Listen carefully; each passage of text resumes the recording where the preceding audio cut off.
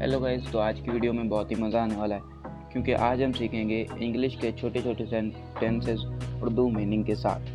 तो चलते हैं, वीडियो को स्टार्ट करते हैं। पहला सेंटेंस है, मुझे कोई परवाह नहीं। I don't care. क्या आज मंगल है? Is it Tuesday today? नहीं, आज इतवार है। No, it's Sunday today. क्या ये मेरा काम है? Is this my job?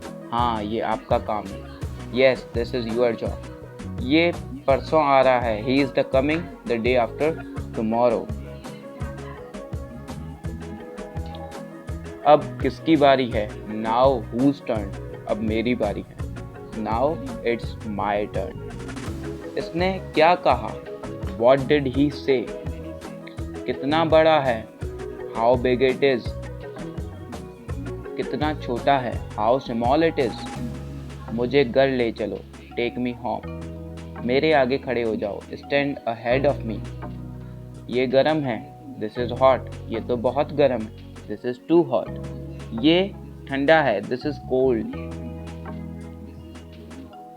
ये तो बहुत ठंडा है। This is so cold. बस थोड़ी देर। Just a bit. आप यहाँ पर हो? Here you are. Guys, thanks for watching.